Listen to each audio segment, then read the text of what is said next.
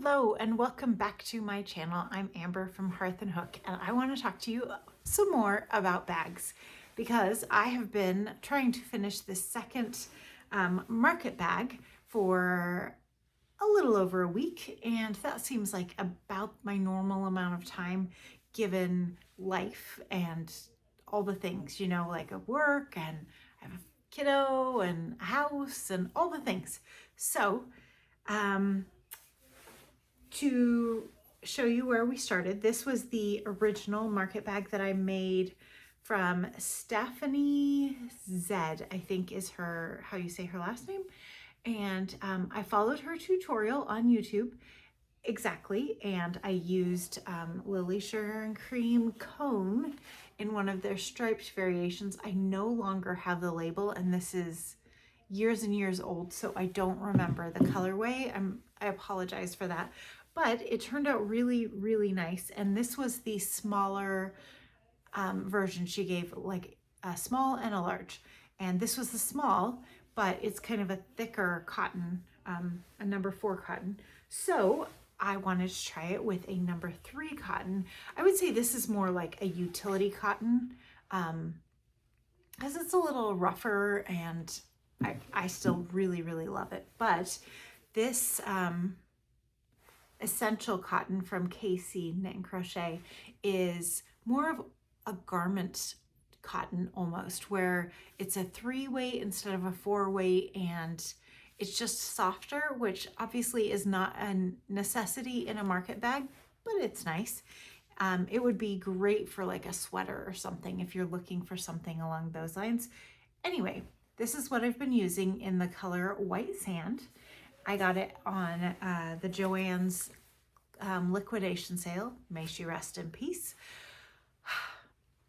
By the way, have you all heard that Hobbii was also acquired by a private equity firm, and they are doing some of the similar things that it seemed like Joann's was doing before it got closed down? So my fear is that we might be losing Hobbii as well. I have not ordered from them yet, but I did plan to, although I keep trying to bust my yarn stash, and unfortunately that's not really happening. But I want to show you how far I've come. So thinner yarn, and then the larger size. So I made this one with the 30 across this chain to start instead of 20 like the smaller, and then I did 45, I think, rows on here, and it is quite big. Like, I feel like this might be on the edge of what would be reasonable for a grocery bag or a market bag. I plan to use mine for Aldi, so it really is like, I'm looking at this as how many potatoes and oranges and apples. Like, there's a lot of room in here, you know, a lot of room. We'll give it the old chicken test with these lovely chickens when we're done, just like we did with the other bag. But I was hoping to show you the progress, and I have made some good progress. So I am now going around and around as you do. This is how far I've come, and so I'm very, very pleased. I am using a 5.5 millimeter hook. I don't know if you can see that. It's the Clover Amour set. I really enjoy this set because, well, it just has all the basic crochet hooks, and they are so smooth. The tip area is just a really nice satiny finish that is just lovely. And then the hook itself is just really comfy. It's kind of that rubberized material, but it doesn't have so much give. I don't know. It's comfortable. It's just a good crochet hook and a good price. It is all the things. Okay. So we are almost done with my second skein of yarn, and then I have this third one ready to go as soon as we need it. But I do anticipate that I will finish this up very soon. However, that is not the only reason for this video. It's one of them. So I showed you last time my Japanese knot bag, and how I wanted to make it with a shorter handle here and possibly even a shorter handle here. And otherwise it's a really lovely round shape. It's like my favorite bag.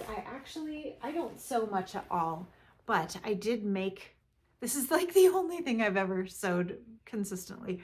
And I've sewn a number of these, but you can see that they're round on the bottom.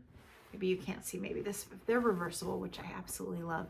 So it's round on the bottom, and then it goes up, and like I tried to copy this design almost exactly for my crochet. And I think some things work better in yarn and some better in fabric. And this length for the arm works better in the fabric because there's no give to it, and there's give with the yarn. So in thinking about that, I was like, you know what, I want to make another prototype and test slightly different ratios for this end part. I'm pretty happy with the way the body turned out, but I want to do slightly different on the handles. So I went and did a yarn haul. So here we go. I went to Hobby Lobby. They were having their 30% off all yarn sale. So Hobby Lobby, here we are.